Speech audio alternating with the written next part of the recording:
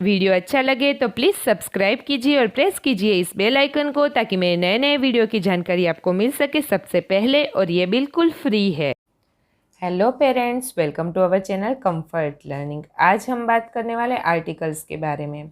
Articles एक ऐसा topic है जिसमें बच्चा बहुत कंफ्यूज होता है। बच्चों को नहीं समझ में आता कि कब आर्टिकल्स यूज़ करना है, कौन सा वाला यूज़ करना है, तो बच्चा इस टॉपिक में बहुत ही कंफ्यूज होता है। तो आज बच्चों की मैं वही कन्फ्यूज़न दूर करूँगी और ट्राई करूँगी कि जितना हो सके उतना इजी तरीके से हम बच्चे को आर्टिकल समझा सके।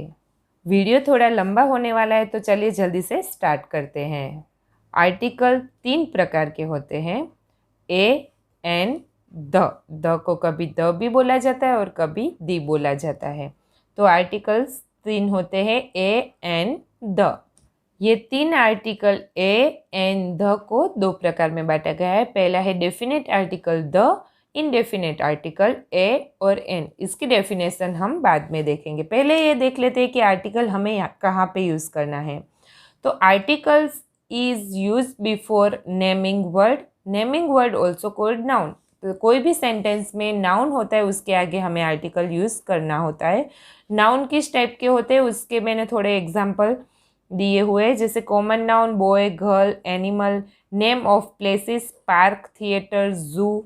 इसके आगे हमें आर्टिकल यूज़ करने होते हैं क्योंकि इस टाइप के नाउन होते हैं कोई भी सेंटेंस में। नेम ऑफ थिंग्स, कोई चीज़ के आगे हमें आर्टिकल, चीज़ के जो नाम होते हैं उसके आगे हमें आर्टिकल यूज़ करने होते, जैसे पेपर, बुक, रिंग।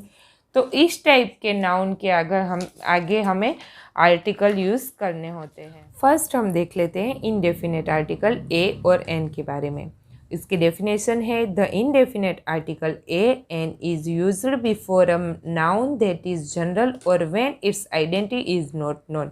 जिस चीज़ या चीज़ जिसके बारे में हम पहले से नहीं जानते, हमें नहीं पता है, उसके आगे हम इनडेफिनेट आर्टिकल लगाएंगे। फॉर एग्जाम्पल देख लेते, they went to a park. वे एक पार्क में गए, बट कौन से पार्क में गए ये नहीं पता, इसलिए हम बात करें they went to a park. वे एक पार्क में गए, कौन से पार्क में वो हमें नहीं पता, इसलिए यहाँ पे यूज़ होता है इनडेफिनेट आर्टिकल। दूसरा एग्जाम्पल है, please give me an umbrella. कृपया मुझे एक छाता दे, मुझे एक अम्ब्रेला दे। बट कौन सी अम्ब्रेला वो नहीं बताया कि प्लीज़ मुझे पिंक वाली अम्ब्रेला दे, ब्लू वाली अम्ब्रेला दे, आप मुझे एक छाता दे। तो हमें नहीं पता कि कौन सी अम्ब्रेला के बारे में बात हो रही है, इसलिए हमें यहाँ पे इनडेफिनेट आर्टिकल यूज़ करना होता है। अभी इस एग्जाम्पल के थ्रू हमने देख लिया कि कब इनडेफिनेट आर्टिकल यूज़ करना हो, जब कोई चीज़ के बारे में हमें पहले से नहीं पता है उसके आगे हम इनडेफिनेट आर्टिकल लगा सकते हैं। बट इनडेफिनेट आर्टिकल भी 2 टाइप के हैं, ए और एन।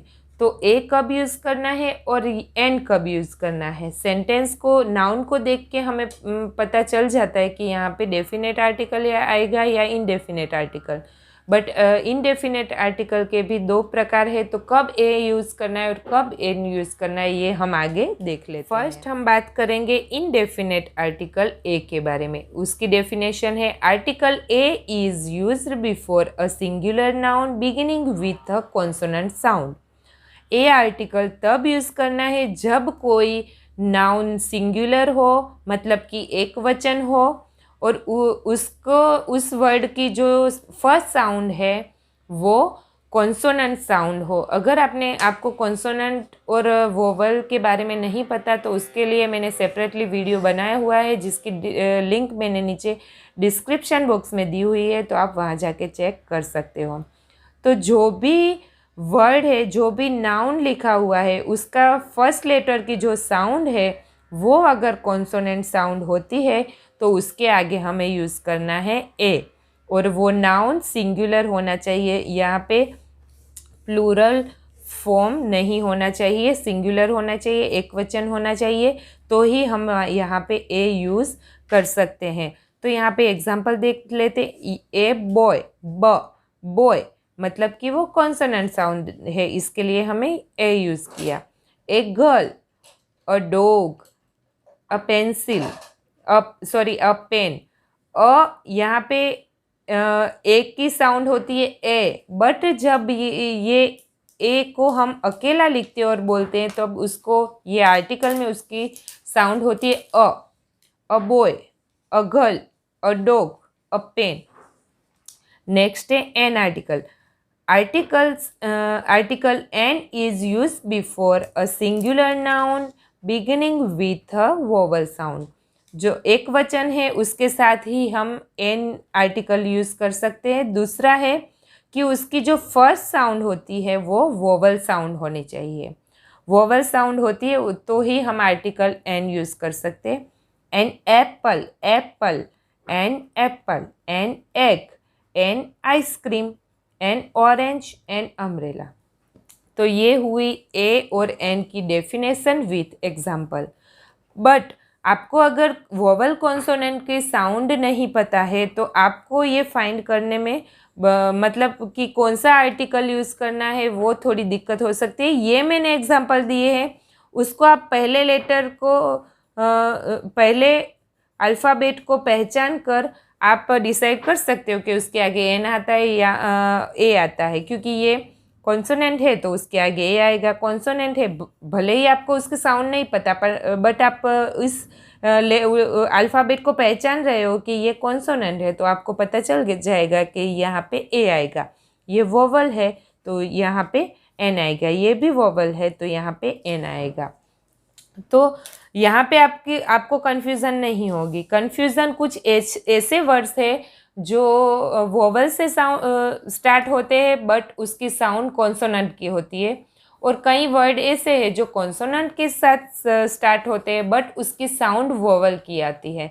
तो उसके लिए हमें क्या करना है, तो यहाँ पे मैंने ऐसे कुछ एग्जांपल्स लिए हुए हैं जो स्टार्ट वोवल से होते हैं बट उसकी साउंड फर्स्ट साउंड होती है वो कॉन्सोनेंट की होती है, और जो कॉन्सोनेंट से स्टार्ट होते हैं उसकी फर्स्ट साउंड वोवल की होती है। चलिए देखते हैं।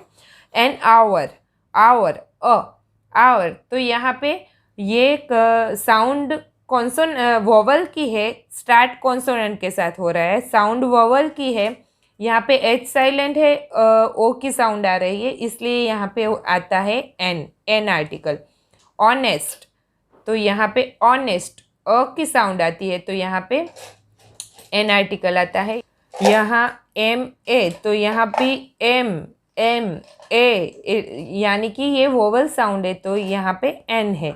यहाँ पे यूनियन, यू एक वोवल है बट उसकी साउंड यहाँ पे है यूनियन, य की साउंड है जो एक कॉन्सोनेंट साउंड है, तो इसलिए यहाँ पे हम यहाँ आगे ए लगाएंगे। या ये है यूनिवर्सिटी, यूनिवर्सिटी, य, तो य की साउंड है इसलिए हमने यहाँ पे ए लगाया हुआ है। ये है तो एक वोवल पर उसकी साउंड आती है अभी कॉन्सोनेंट साउंड।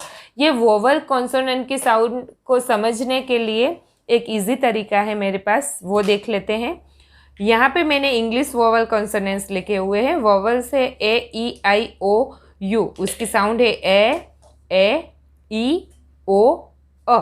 ये 5 साउंड है वोवल्स की, और ये कॉन्सोनेंट है बी सी डी एफ। अगर ये वोवल कॉन्सोनेंट मतलब कि अल्फ़ाबेट्स की फोनिक साउंड्स आपको सीखनी है तो उसके लिए भी मैंने एक सेपरेटली वीडियो बनाए हुए, उसकी लिंक भी मैंने डिस्क्रिप्शन बॉक्स में दी हुई है, वहाँ जाके ये वोवल कॉन्सोनेंट्स के जो साउंड है वो आप सीख सकते हो। तो यहाँ पे कॉन्सोनेंट है उसकी साउंड मैंने नहीं लिखी हुई है। कॉन्सोनेंट है हमारे बी सी डी एफ, तो ये इंग्लिश वोवल से कॉन्सोनेंट से। बट अब हमें समझना है कि ये वर्ड तो है, उसकी बिगिनिंग जो साउंड है वो वोवल है, कॉन्सोनेंट है, वो हम इंग्लिश के वोवल कॉन्सोनेंट्स को समझेंगे। इससे इजी हम हिंदी वोवल कॉन्सोनेंट्स को समझेंगे तो हमारे लिए ये इजी हो जाएगा फाइंड करना कि ये इसकी बिगिनिंग साउंड वोवल्स की साउंड है या कॉन्सोनेंट्स की साउंड है। तो ये है Hindi vowels and consonant. Hindi vowel से आ ई उ ए ऐ ओ औ अम अह, और उसकी कॉन्सोनेंट है क ख ग घ, वो जो पूरी वर्णमाला है ये उसके कॉन्सोनेंट्स है।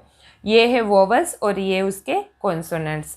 तो अगर हम हमें फाइंड करना है कि यहाँ पे एन आर्टिकल आएगा या ए आर्टिकल आएगा। इसके लिए हमें वोवल कॉन्सोनेंट्स की साउंड फाइंड करनी होती है। तो अगर कोई भी वर्ड की बिगिनिंग साउंड अ, आ, ई, उ, ए, ओ, औ, अह से स्टार्ट होती है तो आपको उसके आगे एन लगाना है। और ये जो बाकी के वर्ण है उसके साथ अगर वर्ड की बिगिनिंग साउंड है तो उसके आगे आपको ए लगाना है। मैंने हिंदी वर्णमाला आपको इसलिए दिखाई है कि आपको इजी हो जाए आर्टिकल्स को समझना कि कौन सा आर्टिकल कौन सी बिगिनिंग साउंड के आगे कौन सा आर्टिकल लगेगा। तो ये आपके लिए इजी बनाने के लिए मैंने हिंदी वर्णमाला दी हुई है। आपको अगर यहाँ से पता चल जाता है कि नहीं, आप समझ जाते हो कि ये कौन सी साउंड है तो आपके लिए बेस्ट है। बट अगर आपका बच्चा कंफ्यूज होता है, इतने से 5 साउंड है बट कभी कभी तो आ आता है, कभी कभी तो ऊ आता है, तो फिर भी हम उसके आगे एन क्यों लगाते हैं। तो अगर आप ये इस तरह से समझाएंगे कि ये सारे साउंड के आगे हमें आर्टिकल एन ही लगाना है और जो ये नीचे वाले साउंड है उसके आगे हमें ए ही लगाना है, तो बच्चा इजीली समझेगा। मैं फिर से कह रही हूँ, आपका बच्चा इंग्लिश वोवल कॉन्सोनेंट के साउंड से ही समझ लेता है तो ये आपके लिए बेस्ट है। बट अगर नहीं समझता तो आप हिंदी वोवल्स कॉन्सोनेंट्स को यूज़ करके भी अपने बच्चे को बिगिनिंग साउंड समझा सकते हैं कि कब ए यूज़ करना है और कब एन यूज़ करना है। तो अब आप इस एग्जाम्पल को इजीली समझ पाओगे कि एन आवर है तो अ की साउंड आ रही है इसलिए यहाँ पे एन लगा हुआ है। ऑनेस्ट है तो ओ की साउंड आ रही है इसके लिए यहाँ पे एन लगा हुआ है। और मिस्टर राहुल, तो बच्चा इस टाइम पे कंफ्यूज हो सकता है कि यहाँ पे एम ए है तो यहाँ पे एन लगाया हुआ है तो ये भी तो मिस्टर राहुल, बट ये इसको हमें कैसे बोलना होता है, मिस्टर राहुल। तो यहाँ पे म से उसका बिगिनिंग साउंड म है तो इसलिए हमें यहाँ पे ए यूज़ करना है। और ये एम ही है बट उसकी बिगिनिंग साउंड ए है इसलिए यहाँ पे हमें एन यूज़ करना है। नेक्स्ट हम देखेंगे कि ए और एन को ऑलवेज सिंगुलर नाउन के साथ ही यूज़ करना है। आगे हमने देख लिया कि वोवल साउंड के साथ एन यूज़ करना है और कॉन्सोनेंट साउंड के साथ ए यूज़ करना है। बट दूसरा ध्यान हमें ये रखना है कि इनडेफिनेट आर्टिकल ए और एन ऑलवेज सिंगुलर नाउन के साथ ही आते हैं, प्लूरल फॉर्म के साथ वो नहीं आते। जैसे ये बनाना, ये एक ही बनाना है, एक वचन है इसलिए हम यहाँ पे ए लगा सकते हैं। बट ए बनानास तो यहाँ पे बहुवचन है, प्लूरल फॉर्म है तो यहाँ पे हम आर्टिकल नहीं लगा सकते, सिर्फ बनानास ही होता है। एन एग तो यहाँ पे ई की साउंड है ए तो यहाँ पे साउंड होती है, बिगिनिंग साउंड है एग तो यहाँ पे हम यूज़ करेंगे एन। यहाँ पे एक्स यानी कि बहुवचन है तो यहाँ पे हम आर्टिकल नहीं यूज़ कर सकते। एक सेंटेंस के थ्रू देख लेते हैं। I saw a birds on the roof, तो ये इनकरेक्ट है क्योंकि यहाँ पे हम आर्टिकल नहीं यूज़ कर सकते क्योंकि ये बहुवचन है, प्लूरल फॉर्म है तो यहाँ पे हम आर्टिकल यूज़ नहीं कर सकते। तो इसका राइट है आई सो birds on the roof.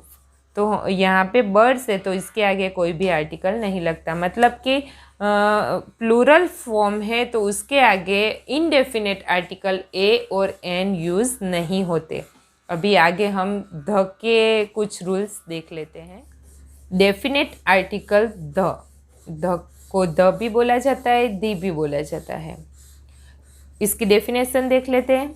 The definite article the is used before a noun to indicate that the identity of the noun is known to the readers।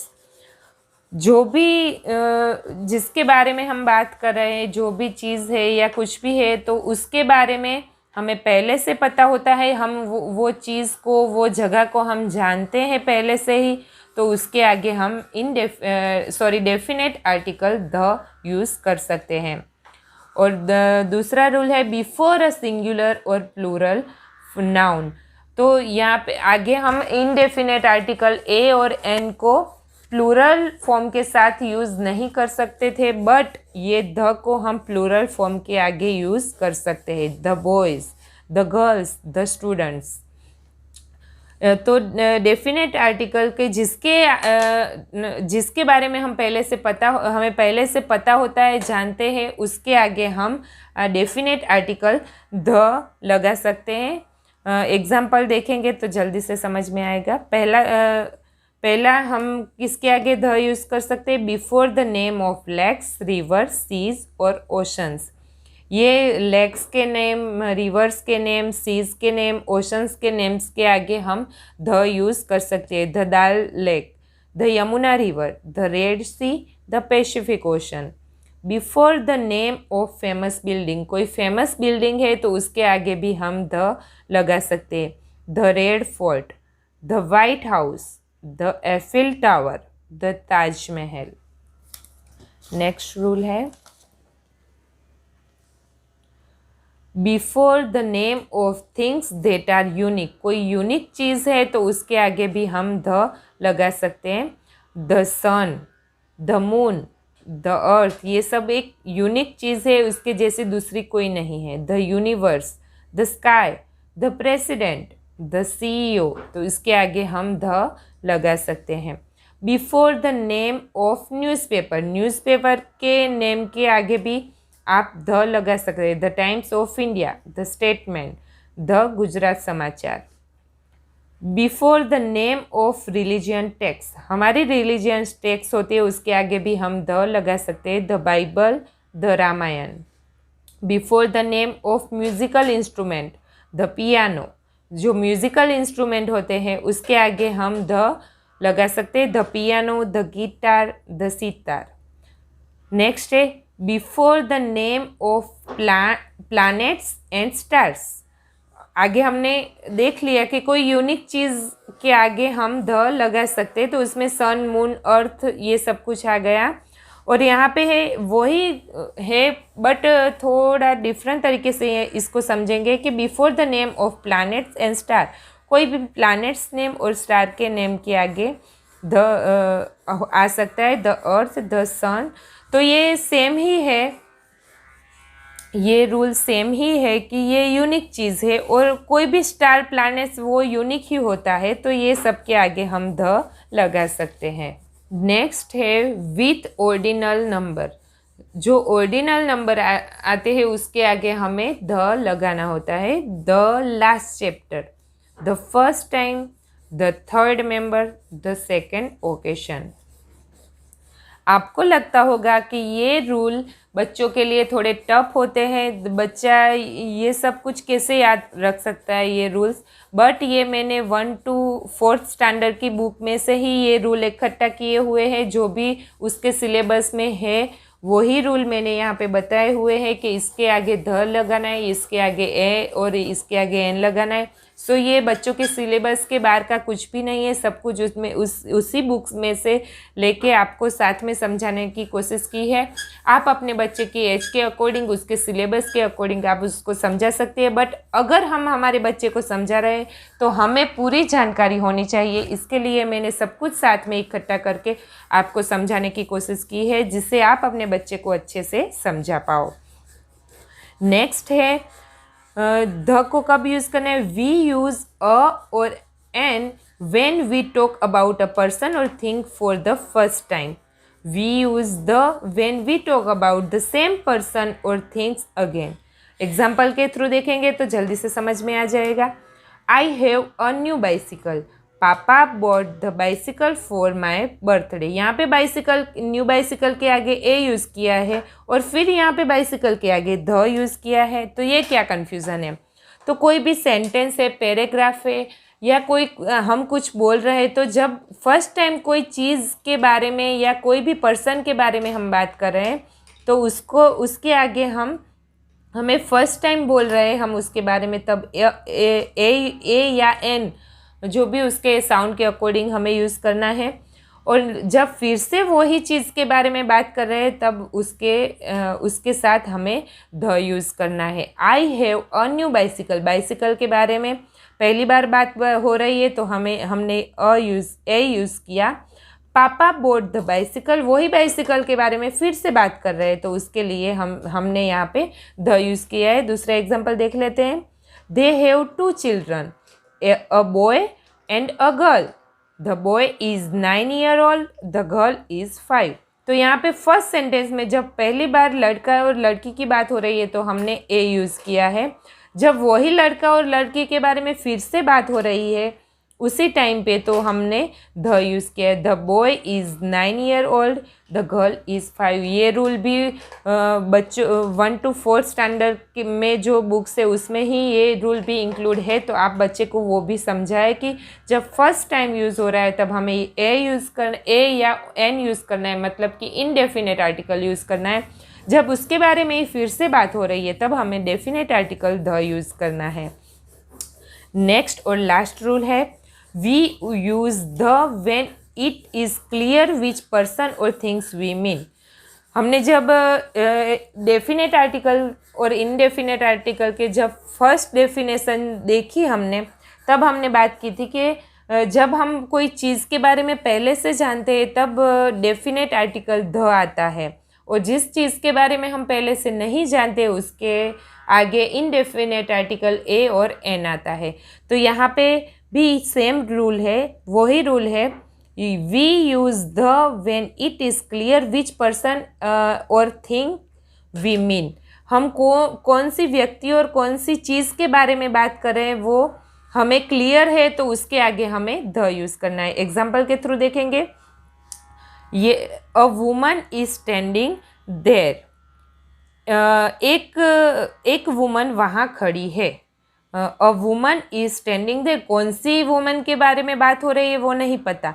A woman is standing there, एक महिला वहाँ पे खड़ी है। यहाँ पे है दूसरा देख लेते हैं, look at the woman standing there. यहाँ पे हमें पता है कि कौन सी महिला के बारे में बात हो रही है, इसलिए हमने यहाँ पे द यूज़ किया। लुक एट द वुमन मतलब कि एक ही वुमन वहाँ पे जो खड़ी है उसके बारे में ही बात हो रही है, तो हम बता रहे हैं कि look at the woman standing there, जो वहाँ पे एक महिला खड़ी है, देखिए वहाँ पे एक महिला खड़ी है, तो वो महिला के बारे में ही बात हो रही है। तो हमें पता है कि कौन सी महिला के बारे में बात हो रही है, तो इसलिए हमने यहाँ पे द यूज़ किया है। और यहाँ पे नहीं पता कि कौन सी महिला के बारे में बात हो रही है, तो इसके लिए हमने यहाँ पे ए यूज़ किया है। नेक्स्ट है, they went to a park. हमने आगे देखा तब आपको समझ में नहीं आया होगा, अभी ये दोनों को साथ में समझेंगे तो आपको वो डिफरेंस पता चल जाएगा। They went to a park, वे एक पार्क में गए, कौन से पार्क में गए नहीं पता, इसलिए यहाँ पे हमने यूज़ किया है a. Let's go to the park, चलिए पार्क में चलते हैं, तो यहाँ let's go to the park, तो कौन से पार्क में जाना है वो डिसाइड हो चुका है, इसलिए यहाँ पे ऐसी बात होगी let's go to the park.